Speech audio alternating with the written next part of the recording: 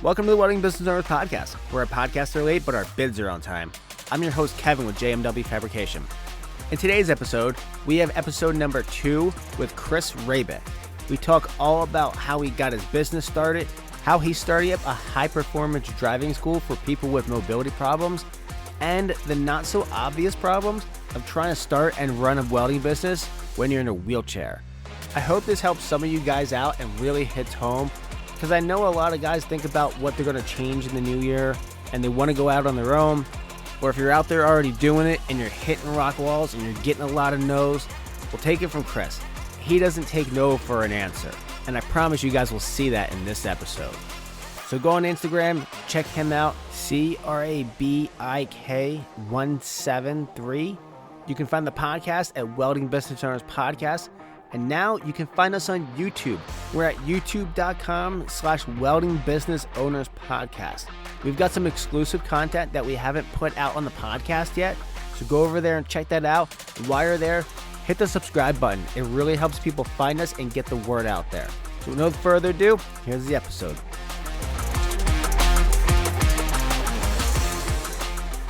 I never told anybody really that I built a new shop. It just spread. Word got around. Yeah, because I'm about 20 miles from where the old one was. And I don't have to advertise. People just bring stuff by. If I advertised, I'd be so busy I wouldn't know what to do. Yeah. Now I'm just taking on jobs so I can start putting money into the Malden property and build another shop down there. Because I got to store the cars and stuff. Yeah. So I kind of built one property to help pay for the other property. Okay. And then whenever I'm more established at Malden with the new shop and the cars, and I'll sell the shop that I just built or rent it out. Probably rent it out. It's got a lift in it. Yeah. People like lifts. Heck yeah. So, and I've never had one. If you don't have one, get one. Every welder needs a car lift. If you want to make friends, buy a trailer or a lift. Yeah, I've got plenty of friends. There's no problem there. a lot of new ones. So but I really honestly did miss doing it. So when I sold the shop, I took a job for one of my old customers, just doing their metal work at one of their shops. And that was a pretty good gig. Made really good money. Built some really kick-ass signs and an elevator and all kinds of shit. But it's just working for somebody else. I don't know what's wrong with me. I mean, I made more money working for them than I ever did on my own. Didn't like it. So, and I was living in a camper, by the way, this whole time. So I sold my house. And finding anything wheelchair accessible is very, very hard. So when I sold my house, I bought a camper and I built a big metal ramp for it that was all adjustable that I could set up and everything. So I had a fully adjustable steel ramp for my camper. Wow. And I lived in that for a year and a half. Holy cow. Yeah, that's not fun. That's pretty shitty, actually. You do what you got to do to chase that dream. Oh, yeah. I was saving a bunch of money living in it, and I wasn't sure what I was going to do yet. So if I had tried to buy a house or get established somewhere, I never probably would have had the drive to go. I just drove around to old airports until somebody said yes, pretty much. And I got some really I've got funny this looks. Crazy idea. Hear me out on this one. Nope. Most people didn't even know what to say. They go down the road. Go ask that airport. And Malden, the old Malden Air Base, I didn't even know was there. And it was really, it's a big, I mean, there's 7 runways there. It's a big airport. Wow. And it's still active. They still have 2 active runways. They do about 16,000 flights a year on the 2 runways they have going. But this was the last one. I had already got to every airport in the Boot Heel of Missouri. Everybody said no or just looked at me confused, like. So I went to Malden thinking, well, I don't care if they tell me no. People tell me no all the time. And he goes, man, that sounds awesome. Like, we used to drag race out here on the airport in the 70s. I'm like, okay, these are my kind of people. Yeah. And it turns out they do private military tactical training there. the state troopers and sheriffs train there. There's a truck driving school there. Mm. So it's already a training facility. Just Yeah. never knew it. Wow. So when I said, "Hey, I want a whole bunch of dudes and chairs, come out there and learn how to drive really fast," they're like, "Ah, you're fine. That sounds good." And I said, "Okay." I said, "Well, what does it take for me to do that?" And you have to rent or lease a property like right there. And he surveyed off a little acre and a half that's next to one of the runways. And he's like, "Oh, if you buy that, you'll have leasing rights to all the property." Here we are. Wow. I had to get FAA approval still. Okay. And I don't know if they actually, it took 6 months to get approval from the FAA. I don't know if they actually read it. It's just government stuff probably just took a long Sure. time. Probably better if they didn't read it. Yeah, probably. Wait, Probably. they what? Who greenlighted this? But I think I can bring um some revenue to Malden. Malden's it used to be an old, Air Force training ground from 1942 to 1971 or two. But when like Federal Mogul left and when all the military left in the 70s and 80s, the town just kind of just like every small town that same story across the country. Mhm. So the city mayor, he's all on board with it. He thinks it's a cool idea. So is the airport manager, industrial park managers, and we all think we can bring some revenue back to Malden. So that's the whole point of this is me being able to train people in chairs that have nowhere else in the country to do this, Yeah. because this will be a one of one school. Yeah. There's some veteran based schools for hand controls, but you have to be a veteran. Mm. So my school is I don't give a shit. Yeah. You know, as long as you're not like an active criminal, you're fine. You're good. Gotta draw the line somewhere. Yeah, you gotta, you know, if you're committing a crime while you're here, you no don't come here. You know, so I think it's going to be a mutually beneficial school kind of for everybody. Hmm. And the city of Malden, the mayor, is a big Star Wars fan. So am I. So he wants me to build some. I want to build a full scale X-wing and Tie fighter and have them mounted down at the airbase. You know, you That sounds awesome. you'll go from World War II planes to Galaxy a long time ago planes. Well, it's the same stupid shit I get myself into all the time. Yeah. I just say yes to everything. So, and one of the jobs I'm working on right now is I'm working on the Princess Leia bikini from Return of the Jedi. Oh wow. I have to make a custom fitted one for a customer. Yeah, it's For you. yeah, it's a pretty fun job actually. Sorry, you have to come back in again to fit this on. Yeah, but I think you can relate. My fabrication and sculptor brain took over. I don't even care anymore. I just want to make sure everything fits and get all the bends right and Yeah. to match both sides. Now I'm just interested in the metal work itself and Hmm. but just one of those somebody say, "Hey, can you do this?" Yeah, sure, why not? Yeah, absolutely. I feel like that's how a lot of the business owners that I talk to, they're like, well, I didn't quite know how to do this, but I said yes, and then I figured it out. Yes. Google and YouTube have saved, oh man, me how many times, but I can't even imagine how many other people it saved their asses on, saying, yeah, yeah, yeah, I totally do that. Definitely. You got it. And then being like, oh man, I don't know what I'm doing here. No, you know, and we grew up without that stuff. Hmm. Like we had to go to like the fucking library, Yeah, right. but The they Dewey never, Decimal System. but how can you find uh like Princess Leia costume pattern Right? in the library? Not gonna happen. Not gonna happen. So I think we're fortunate we have the ability to build whatever we want because all the Hmm. information's out there. That's why I think it's a bullshit excuse when people say they can't do stuff Yeah. because all the information in the world's in your hand. Yes. So like, don't give me that shit. You're right. You can't do it because it's not in your mind that you can't.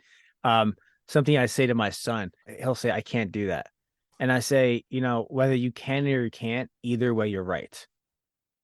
So take it for what it is. And, if you feel like you can't do it, you're right. You probably can't do it because you don't have it in you.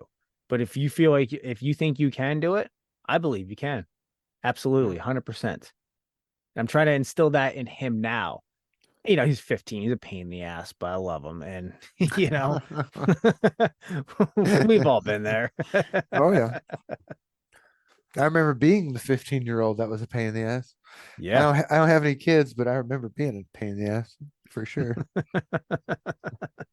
Now is he welding and stuff too? Is he He is actually. So I got him hooked on welding just a little bit like when he was real young.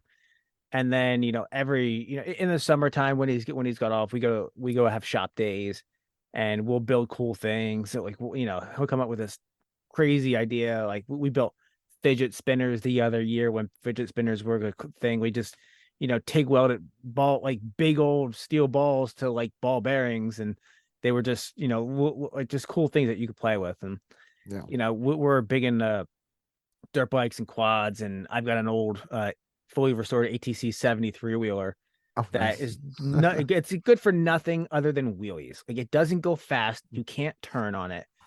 And so we decided to build a wheelie bar together. And so we took it down to the shop. Actually, it was that shop. And because our shop's on 23 acres and we keep all the toys down there so that, like the other day, me and my foreman Dylan, it was like lunch break. I'm like, yo, you want to go ride dirt bikes? Yeah. So we ripped around dirt bikes for 10 minutes on our lunch break. Hell yeah. We're pretty That's a fortunate like that. But yeah, so Hunter has been, he's got the welding bug. He loves it. He just he's in 10th grade, and he was up for like, so he wanted to go to tech school, and there he was in between culinary, baking, and welding, which are like very different from each other. At least the welding part is very different from the color. But like he loves the bacon, he loves the cook. And I was like, you know what? I'm not gonna sway him. I'm not gonna impose. Like, of course, I want him to go to welding, and he knew that. But I never gave him any crap about it. I never was like, don't go to baking. Don't, you should do welding. Blah blah blah. Because I wanted that decision to be his. And lo and behold, he's like, yeah, actually, I really want to do welding. He's like, I really enjoy that. So awesome. now he's, they did a rotation, and so they got to try 2 weeks when they first started the school year. They did 2 weeks of 4 different careers of their choosing, and then he chose welding. So he's been in welding probably full time for 3 weeks now, Okay. and he's on, you know, they started him off on stick welding, and he went from, well, he started on 6011. He's like, man, I freaking hate this. But now he's on 7018. He's like, this isn't so bad. Right. I never hardly ever touched 6011s. Yeah. We Like, hardly use it. I mean, it's got its place, but you know, we go through probably 200 pounds of 7018 for every 1 pound of 6011 or 6010 we go through. right. 6010 and 7018 was all I ever had. Old pipe fitter worked for me, and he's Mm. like, these are the only two rods you're ever gonna need. And he was kind of right. You can pretty much He's just do, about there. Yeah. root it with 6010, cap it with 7018. Yeah. Maybe some hard facing thrown in there and then some stainless rod. That's about it. Oh, fuck that shit. That was the rock quarry job. Yeah. Freaking putting hard facing on all the buckets. So Mm. 8 10 hours a night. Just I would just sit in the install on the ground and just weld all. I put lights on my welding machine so I could go there because OSHA and MSHA wouldn't let me be there. Okay. So I had to go. I had a key, so I'd go there at 4:30, and after everybody's gone, then I would go to the quarry. So wait, they won't let you in there? No, because I'm a safety violation. Oh. Guy in a wheelchair at a rock quarry, all these big ukes driving around and shit. And I'm 4 feet tall. Yeah. and not very mobile. So they just figured that'd be the easiest way to kind of. I'm also not going to say what the rock quarry name is. They are great people, love them to death. They treated me very, very well. Yeah. And I threw some lights on my welding machine so I could do it all night. I'd be there by myself most of the time, Wow. just on the Just old getting it pipeliner. done. Yeah, 62 pipeliner. That's awesome, man. And the lights on it were from my rally car. Because there was a time there I wasn't racing very much and I was too cheap to go buy lights. So I just Yeah. just jerked them off the light bar off the rally car and mounted them on the side of the machine. So you're just like you just don't let anybody tell you no. No, yeah, whichever way to answer that. Yeah, no, I don't. You're like, screw you and your rules. I can get this done. Just move out of my way. Just move out of my Well, way. I don't know what other. I don't know what else to do. I grew up a certain way. I'm hardwired a certain way, just like you're hardwired a certain way. We Hmm. like what we like, and every alternative that was presented to me was horrible. Yeah. So I would rather work my joints to powder and to do all the stuff I'm not supposed to do, and because I get more enjoyment out of that. Yeah. And, I tried a little part-time office job this year, putting a driving school together for somebody else as well, and I couldn't do it. No. I couldn't sit at the computer, and I just hated every minute of it. Wow. I put the whole school together in a couple months, like it wasn't a hard thing. And all I could think of was, I need to get back to the shop, back to the shop. But I Hmm. figured I was going to be smart and just do the shop part time, and then part time is easy job. Yeah, I lasted about 3 months, Yeah. and then I figured I'd rather be at the shop 7 days a week. When did you build Shop 2.0, and Uh, what kind of stuff do you do there? well, I built it March of this year, and I'm going to do mostly automotive fabrication and sculpture work, like signs. I love building signs for whatever. I don't know why. I think it's because everybody sees them. I Sure. really like building signage. So, but I've rebuilt some goosenecks there already, and I've done a bunch of heavy shit I'm not supposed to be doing. So, but for people that I'm friends with or that were longtime customers, I'll still build fix whatever they bring in. Hmm. They're my friends. I'll do whatever they need done. But mostly, I want to stick with signs, sculpture, and car stuff. With basically working for your, always having the mentality of wanting to work for yourself or having to. What do you think is one of the biggest things that what do you think is one of the hardest things that you've had to learn throughout the years of working for yourself? Discipline, Okay. uh, being willing to sacrifice going to the party, sacrifice going to hang out with your friends, Mm, spending time with family. It's just, I mean, I was delivering stuff on Christmas Eve a lot of times. wow. I missed all my family dinners for 10 years. Um, Not all of them, but it takes discipline to do that. And the reason why I'm set up so good now and people think things just fall into my lap is because I made all those sacrifices and had that discipline for so many years. So when I ask for something or say, hey, I want to do this racing school on an airport, they won't find anybody that says I would be unreliable or I'm not able to back up what I'm going to do. Hmm. But it's the discipline's the hardest thing. You have to watch your friends have fun while you're literally grinding in the shop. Yeah.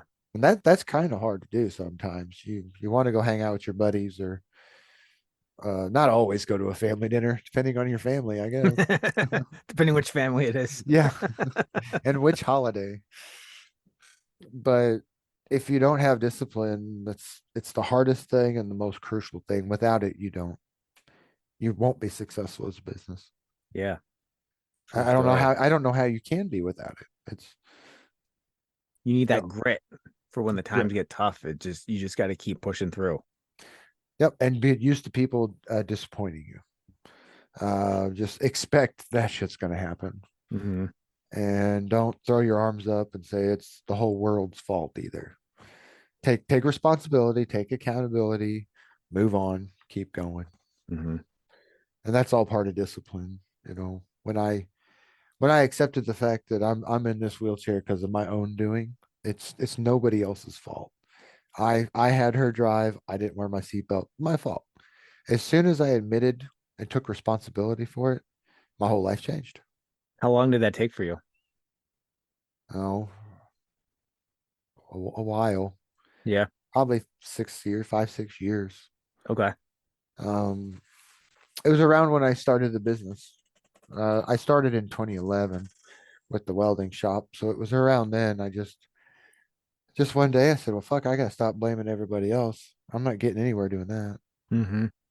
And rally car racing has been just, I can't stress enough how important it's been. That's why I have discipline. That's why I accept responsibility because I wanted to do it that fucking bad. Mm. Like I didn't care what was in my way. That's what I wanted to do, and I was going to do it. And it took. I saw my first rally car race in '08, and I started at a rally I helped organize 6 years later, 5 years later, Okay. 2013. So in 5 years, it went from first ever witnessing it to being on the start line. And that's a lot of hard work. You know, that's, but if you give yourself a goal that's more important than anything else, Mm-hmm. you just, because in that 5 years, it was also the first time I lived on my own since my accident. So it started off with the first time I'm living on my own in a different town going to college, completely having to be self-sufficient like I used to be. So it was just a real steep learning curve. Yeah. And the steeper a curve goes, the harder you're going to fall. So you better figure it out and stay on there, you know, Yeah. because once you set down that path and get so far within a project, the crash is pretty hard if you don't succeed at the end. So Yeah. you got to figure some shit out. And it was really good for me to figure all that out. And like I said, something in my brain broke. I don't know why I like it so much. It just combines everything I like, I guess. And so that's why I started the business. That's why I ended up in a couple movies. I went skydiving, scuba certified.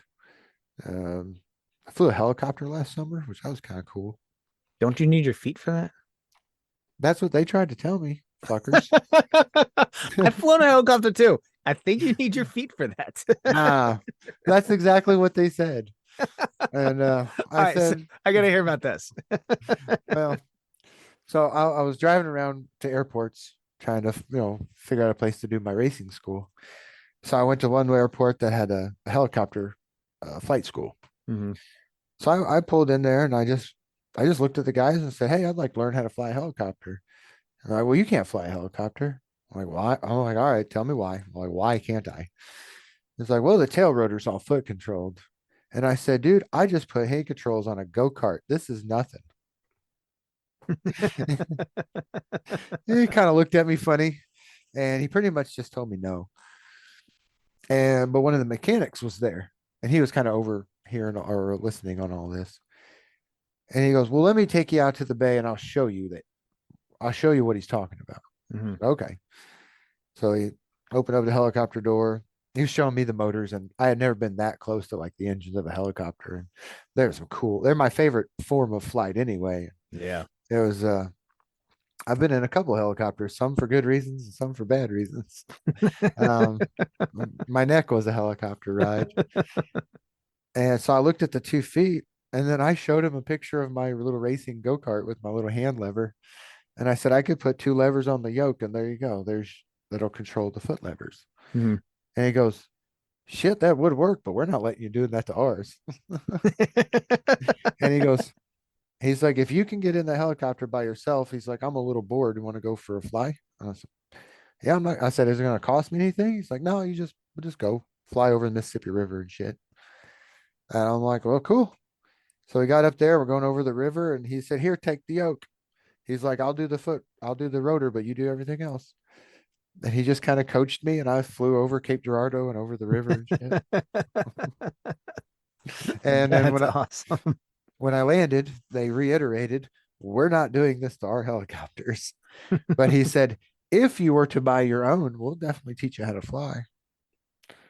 I just gotta go buy a helicopter now." That's it. That's it. Don't go to that same bank that you talked about before. No, no, no. I flew over that bank. That was pretty funny. Um, my loan officer wanted to be a pilot, so we flew over the bank, and I texted him while I was up there. So yeah, but the point of that story is you just have to ask people, and you have to push people, and you have to just put yourself out there. Hmm. Because they go, well, why do you get to fly helicopters? Like, motherfucker, did you ever just go down there and ask them? Right. Did you ever talk to them? Did you ever show any? Well, no. Like, you got to go. You don't get what you don't ask for. Exactly. And you just got to show up. A lot of the opportunities I've gotten over the years is simply because I was there. I decided to go to some vintage sports car race in the middle of the Ozarks, and for $20 they let me drive around the track in one of my cars for like an hour and a half. You know, I went out there just to watch a race, just because it was this 4 mile, really awesome track in the Ozarks they just built. And between talking to people, or they're like, hey, give us $20, you can go out there. So I'm in my IS 300 with no helmet, no nothing, 90 miles an hour through this racetrack, you know, and I couldn't get any of my friends to go. They're like, oh, that'll be lame. We're not, well, that's too far. We're not going to go. So then I had a dash cam, and I videoed the whole thing. I said, see, if you would have came with me, Yeah. you could have drove your car around the track for $20, you know, but that's what I want to grill into people's heads, you know, Yeah, and I get told no a lot more than I get told yes. That's for I damn bet. sure. I bet. I don't know. You can't force people to do things. So with your business, who do you think has taught you and or inspired you the most to do this, to do everything about your business? Good question.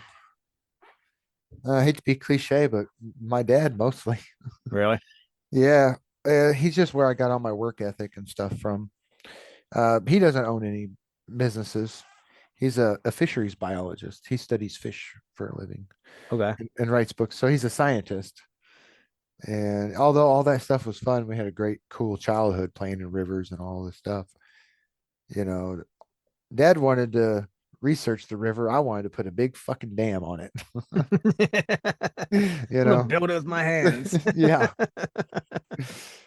So Dad, he always taught me patience and discipline, because even that he had a family and kids, he still got to the highest level of his career. He's a very accomplished writer, and he's one of the best scientists for fish wise in the Midwest.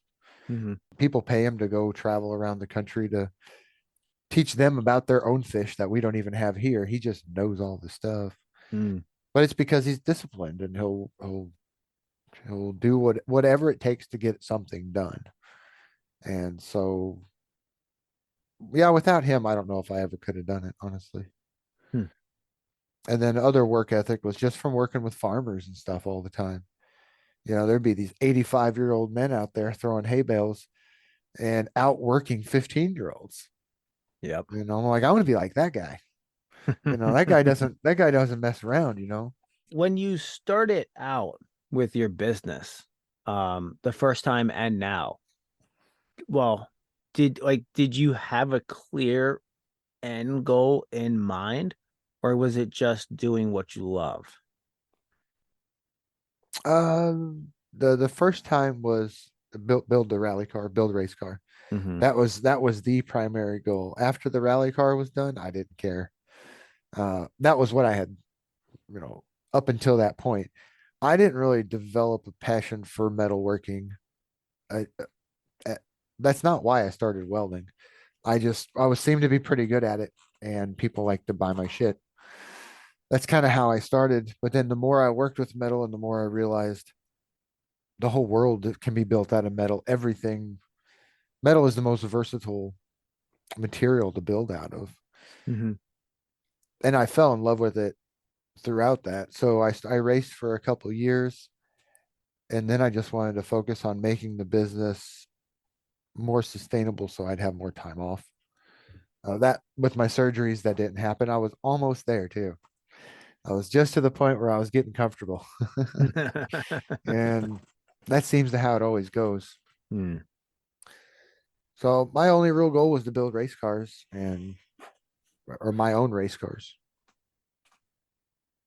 And then the passion, like I said, the passion for metal work developed through there because then I started liking to do sculpture work. I like ornamental architecture. Like I went on your website and looked at some of your old stuff. Mm-hmm. Hell yeah. That is the Thanks, man. coolest shit ever. It's my favorite form. Um, it would be completely ironic if I built the spiral staircase, but I totally would.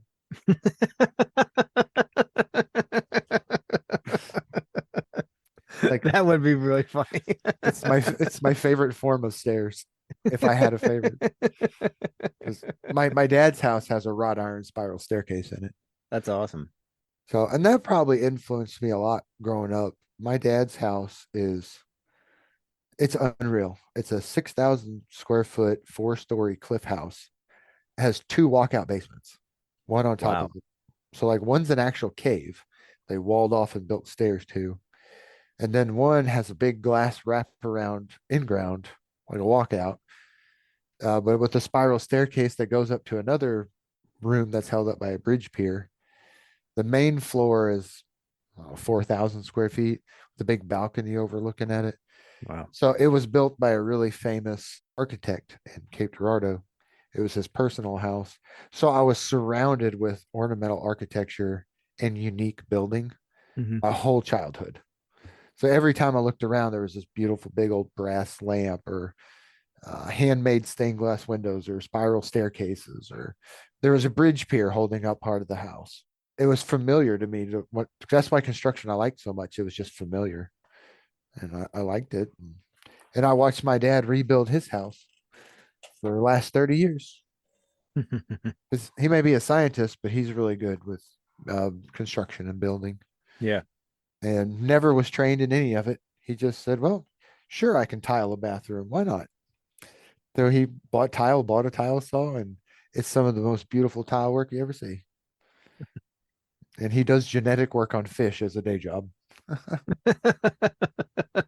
So now you know where I get it from. I Yeah. think it's my dad. That's He it. That's interesting. It's funny because I've always had the mentality of if somebody else can do it, then so can I. I just need to right, figure out the steps and the processes to do it. You know right, what I mean? Like it's not that big a deal. Like they're not special. They're not wired differently. Like we're both human. They can do it. I can figure out how to do it too. right. I say the same things to my friends. We can't do that, and I'm like, bullshit. Somebody else did it. You know? You just can't So, figure out how to do it. Well, yeah. Well, I don't even know if it's that. I think people just. I hate to use the word lazy. I think intellectually lazy. Maybe not hmm, physically lazy, but intellectually. They're just like, oh, I don't want to learn something new today.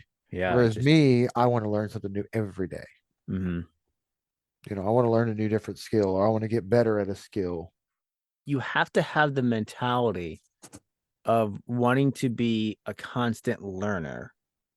And Hmm. then once you have that mentality to be able to always constantly learn, like there's like it's like a muscle.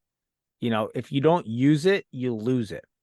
Yeah. So, and once you use it, it gets easier and easier to use. So, your problem solving abilities, if you've never problem solved before, well, the first step is to go out and watch a YouTube video on how to do it. And then Hmm. you know what? The next time you're going to figure out, oh, you know what? Let me go watch a video on it. And then from there, it's like, oh, well, I learned this skill that kind of correlates over into this. And then it kind of snowballs from there. So as long as you have the ability and the drive to be a problem solver, I feel like you can do anything. Well, that's it for this episode. Check back next week for the third and final episode with Chris Hrabik. You can find him on Instagram at crabik, Rabik 713. You can find me at JMW Fabrication. Check out the podcast, Welding Business Owners Podcast. Find us on YouTube with exclusive content, youtube.com/Welding Business Owners Podcast. If you like the podcast, give us a 5-star rating on your podcast player because it really helps people find us. So until next time, get out there, get it done, and get it invoiced.